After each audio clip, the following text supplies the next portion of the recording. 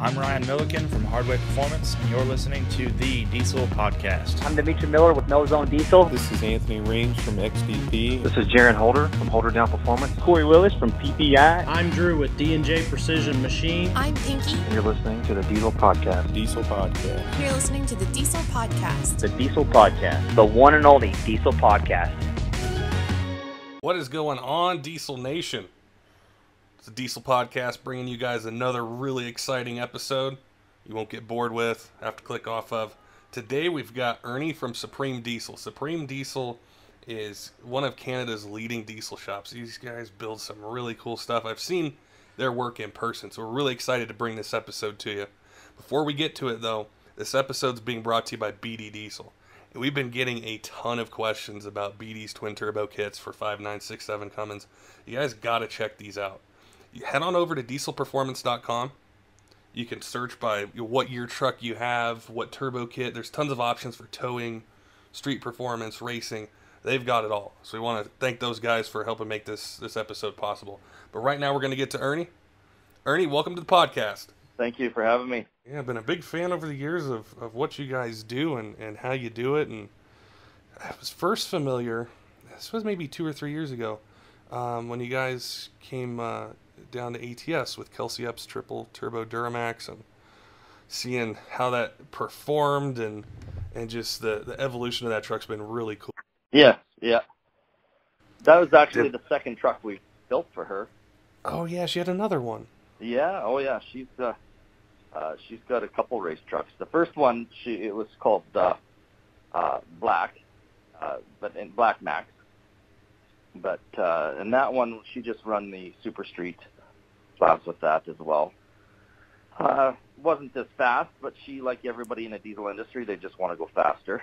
So she wanted this truck. She had this idea and this platform that she wanted, and that's what we did. We gave her exactly what she wanted.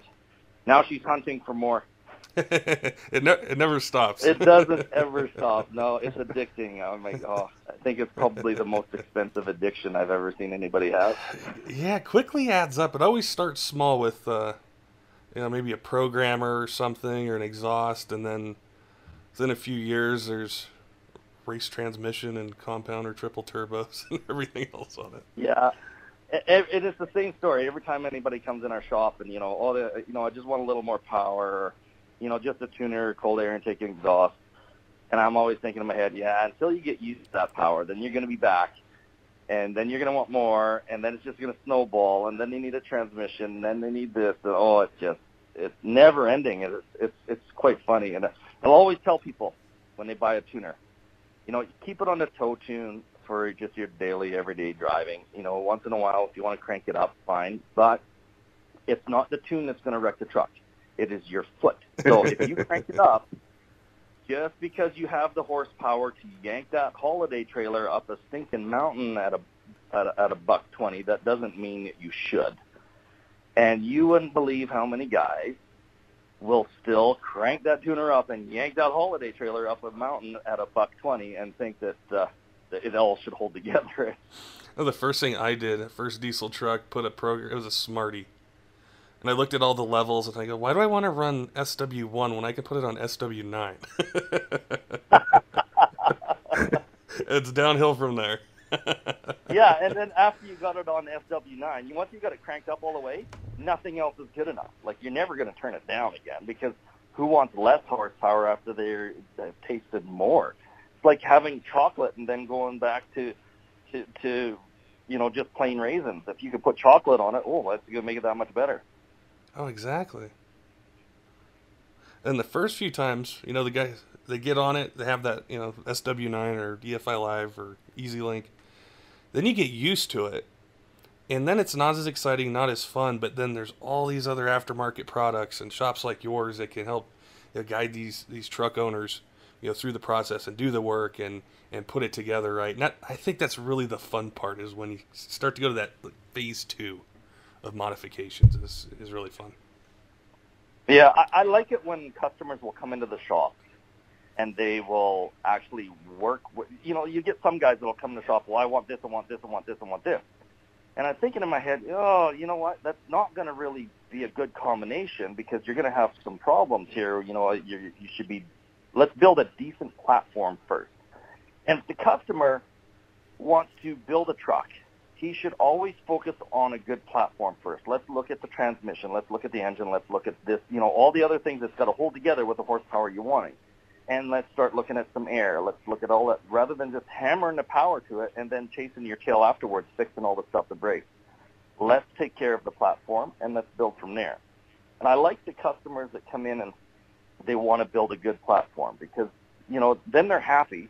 Their truck isn't breaking. You know, your company looks good because you don't have customers out there breaking stuff continuously, and you don't have mad customers. It's nice.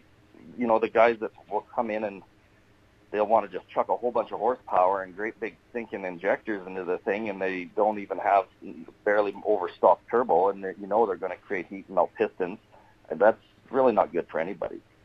So we try and really profile our customers and put them into a good combination that's going to work for them, and where they're going to be happy and where they can hit that mark safely and without, you know, too much expense to them. It's been a theme on these podcasts that we've had with people, and like truck owners and shop owners, is that we all want to see diesel be more prevalent, more trucks on the road, people enjoy them more. But you know, the education part is what's key, because you get that truck, you do something you shouldn't do, you melt the motor down, and then you're $10,000 to $15,000, you know, into fixing it, and then the guys are like, "I'm just going to go back to a gas truck," and then none of us want that, you know. Exactly. But you know, I've had guys in the past, just because they've had bad experience with diesel trucks, because they are more expensive to repair, but they go back into the gas.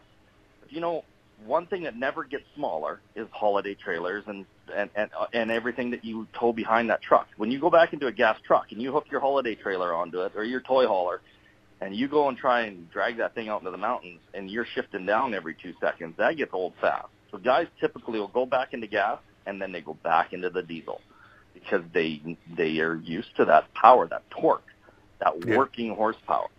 That's really what guys want, is that working horsepower.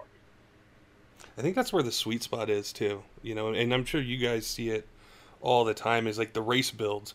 Those are fun, they're exciting, but they're probably not the most common. It's the guys like you mentioned where they're towing their trailer out to go camping or you know, just go to the outdoors or using it for work, and they want that sweet spot, and they want it reliable, and they want to be able to maintain that vehicle.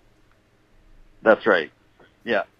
That you know, up where we are in northern Alberta, that is, the oil industry is huge. So working horsepower in the guys' diesel trucks is key. Everybody is, if their truck is down, because a lot of the guys that are makes them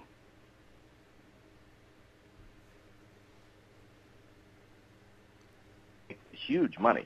So that truck's broke down, they're not working. That's a lot of money out the window. So when it comes to building huge race trucks and want to use them as daily drivers, it's not very common here at all.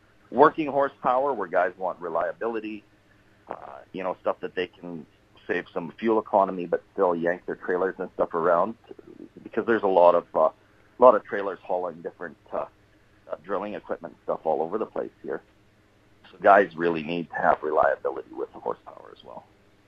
That kind of leads into some questions I had about what you guys do. Is you know, we talked a little bit about the race side and that, but what else does Supreme Diesel do, or do you guys offer in the shop besides, you know, say the race build? Well, we do, oh man, everything from soup to nuts really with the diesel truck. Yeah, we're a full repair facility. We're an inspection facility. And I don't know how it works in the United States, but in Canada, we have to have what's called the CVIP inspections, commercial vehicle inspections. So any truck that works has to be inspected on a yearly basis, and we have to be audited and registered to do that. So, you know, our shop is a full audited repair facility, and all the technicians have to be licensed. Like there's a 4-year college course you have to take to become a technician. So it's not just anybody that buys tools can be a tech. There's a 4-year apprenticeship program to become that. So, and to be able to do the inspections, you have to be a licensed tech. So all of our guys have an extreme amount of knowledge and experience as well. But we're also certified Bosch, so we have the Bosch 205 test bench and stuff. So we do a lot of the injection stuff. We don't build injectors, but we'll test them for customers. So we're just a real major repair facility is what we do. That's the core of our business. The performance and stuff is it's the fun. It's the bells and whistles. It's the stuff that keeps people captivated, but it's not the core. And another part of our business is we're a warehouse distributor for parts. So we supply parts to numerous shops all throughout Canada, actually. So it works quite well. That's really cool. A lot of times it's either one or the other. It's either a performance shop or a maintenance shop. But when they're combined together, especially with the expertise, and then the knowledge of the parts as well, which BD turbo works well on, this truck for this power goal, or, if it's a tow setup, which compound kit would you pick? That knowledge is tough to get as well. So I'm sure when people walk in and they talk to you guys, or they call in or message you, they're able to take advantage of all that information. That's right. And there's a lot of information, and we have a lot of experience on the front counter and stuff too. But we're the type of people that if we don't know the answer, we'll find the answer. And this is something that's really awesome about BD, is if we're doing a turbo for somebody or somebody's wanting a certain build, we'll phone them. You could talk to Christian. He's brilliant with turbochargers. And, we'll tell him exactly what we got for a setup and exactly what we're looking for. He'll do the math, and he'll come up with a turbo setup that works perfect for you every time. And, they're really good that way, and they're not shy to help people out with anything like that way. What so amazes me about the BD product line is they have so many products for so many different trucks. Even the turbo kits, that's one of many, but there's single turbo, compound turbos, they're race kits, electronics, transmission products. And I imagine, especially like in where you guys are at, it's so helpful to have a company with that kind of expertise close, where you get the products quick, and have that support there. Yeah, and they come out with new products all the time. They've got some really good engineers that come up with different product lines. They came out recently with a track bar kit. I haven't seen the actual physical track bar kit, but I've seen the prototypes on paper and stuff, and they look pretty sweet. And they've got the new fuel filter delete kits for the 5.9 and 6.7 Cummins. They're always coming out with new products, which is kind of nice. You see new products on a regular basis being released, not just once every 2-3 years like some companies, but continuous growth.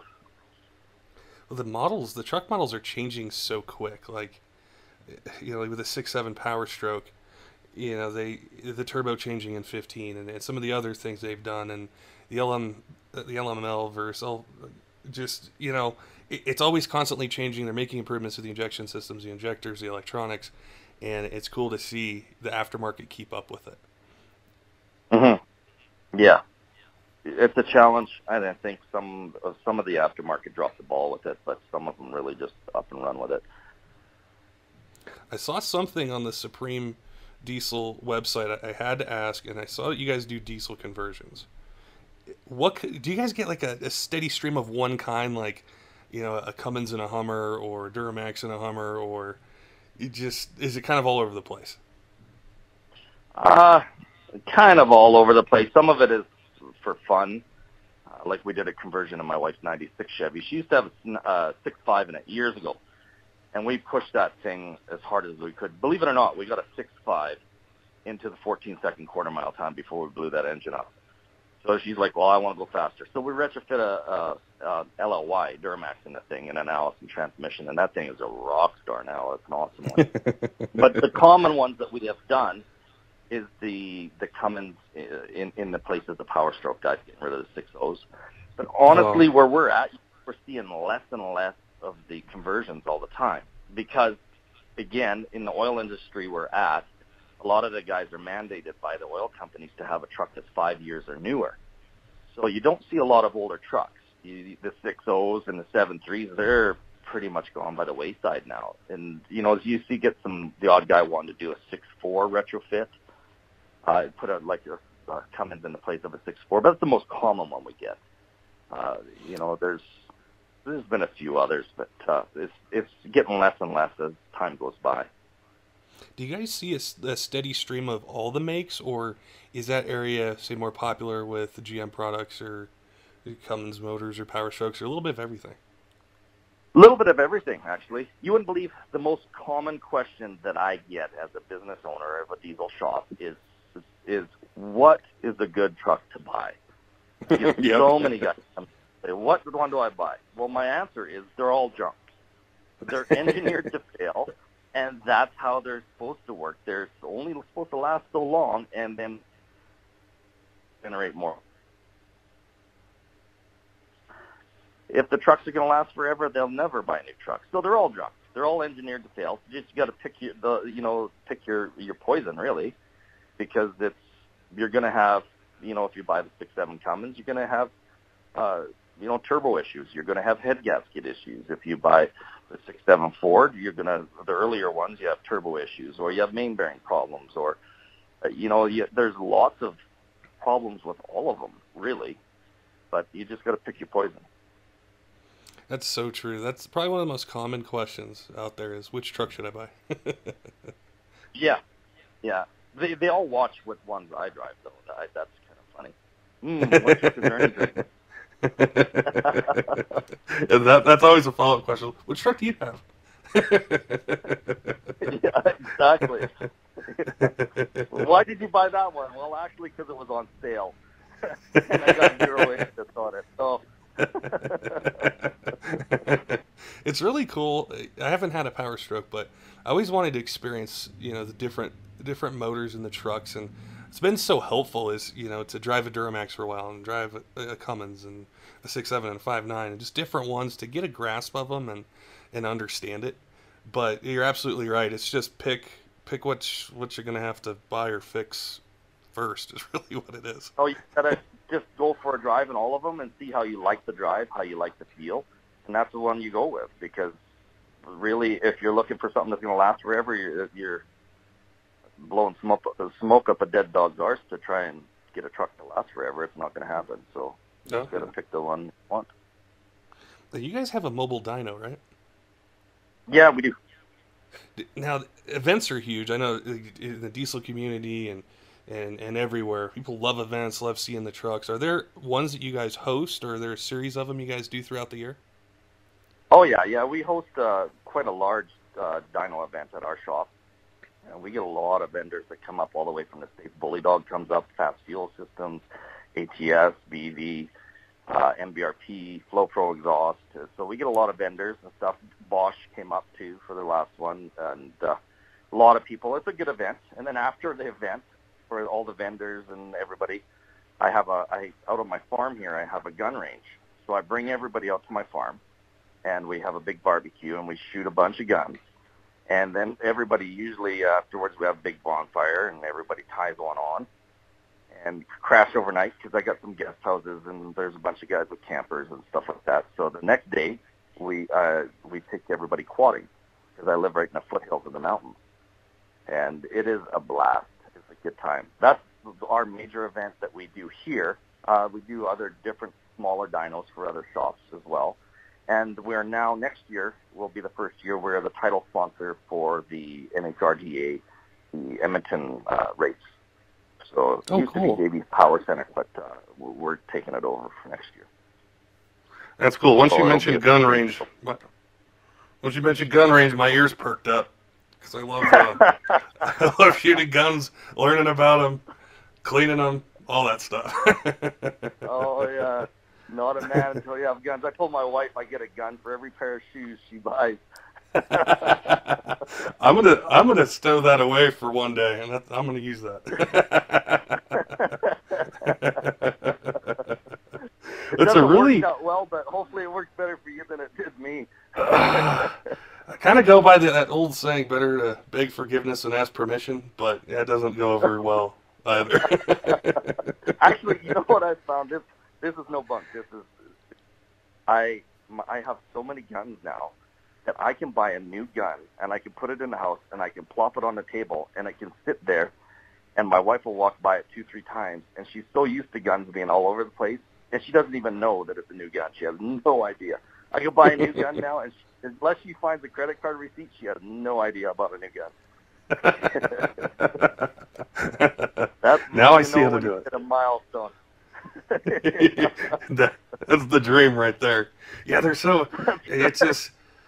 It's kind of the connection to diesel trucks. As I've talked about it with a few different guests before, is the guys like to hunt or they like to go deep into the mountains, and they're using their trucks to do it, and they're hauling a trailer and all those things, and they seem to go hand in hand with the outdoorsman part and all that stuff. And I'm sure it's beautiful up there. I'm sure it's a beautiful country to just relax and be out there in nature and have some good food and shoot some guns and just be able to relax from everything. Have a little vacation. That's right.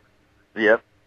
Yeah, there's up around where we're at, the hunting, most definitely hunting is huge. There's more diesel trucks around where I'm at than I think I've ever seen anywhere. You can sit in a Walmart parking lot, and I'll almost bet you 20 to 30% of the vehicles in a Walmart parking lot are going to be diesel trucks. It's insane the amount of diesel trucks because it is a working industry here. It is a hunting place. It's logging industry. It's oil field industry, and that kind of stuff all runs hand in hand. And trucks are now, they're the hot rods for the working class guy. Back in the day, guys, if they wanted a hot rod, they bought a Charger or a Challenger or a Mustang or something like that. The trucks were just clearly for work. But now guys can take their daily driven truck and turn it into their hot rods as well. So it's kind of a dual classing a guy's truck. Plus up here, that's not just their hot rod, that's not just their daily driver, it's their office too, because a lot of guys work right out of their trucks. So it's kind of it's a good fit.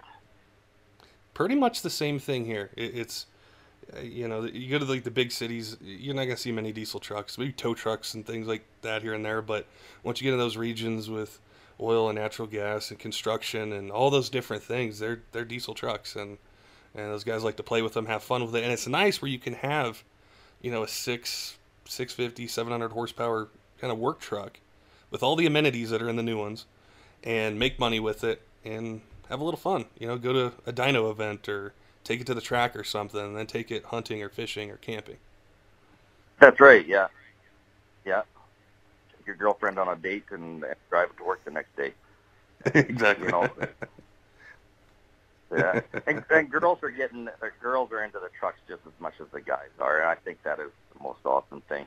My wife is so into the diesel truck. Same with Cathey, which you've talked to before. She lived and breathed everything diesel. Actually, she just got married out of my farm here 2 weeks ago on my gun range, and all of her pictures had hers and her new husband's trucks in it. It was actually amazing. So then she wanted her wedding pictures with me and her Black Max truck doing a burnout, and her husband Steven in amongst all the smoke in behind the wheels, and that's where they were taking the wedding pictures. And she got hit in the neck with a hot piece of burning rubber from the tires. Her dress was covered in black from the tires. It was all in her hair, but it was awesome. She was like, "This is so awesome." Never seen a girl living diesel like that girl before ever. Well, that's the thing with diesel trucks is everyone's passionate about it, and I love seeing women be more involved in racing and in the diesel industry and community and doing so many things it's really cool, to see it, and the passion's the same. It's absolutely the same. I'm probably going to hurt a lot of guys' feelings with this too, but women have better reaction times when they're racing. They're just more in tune with that kind of stuff. And women typically, once they understand it, they're better racers. At the tree, most definitely. They're actually better at shooting, too, because they're more finesse. Yeah. My wife outshoots me with a handgun every time. Just chokes me. But that's the way women are. They're designed to have a little more finesse, and they they're just better at that kind of stuff than some guys. I have really noticed that at the pistol range when I go, and you know, I've got this really strong grip on it, and I'm focused on it. You know, the grips are okay, and then there'll be a woman next to me, and she's shooting hers, and they're just in this group. I'm thinking, why can't I do that? It doesn't matter how many rounds I put down range. They're never centered like that at the same distance. You're gonna have to start taking estrogen. If my groups will get better, I might. That's right. You might be crying all the time, but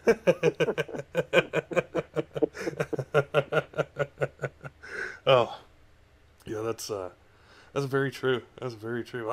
It's been awesome chatting with you, Ernie. I had the opportunity to meet you a few years back and stuff, and really a big fan of what you guys do. And anyone in that province, in that region, definitely needs to go and check you guys out. What's the best way to get in touch with you? If someone wants to come in, talk to you guys, have you guys do work, do a conversion, race build? yeah, they can phone the shop at 780-568-3277, or they can go online to supremedieselperformance.com.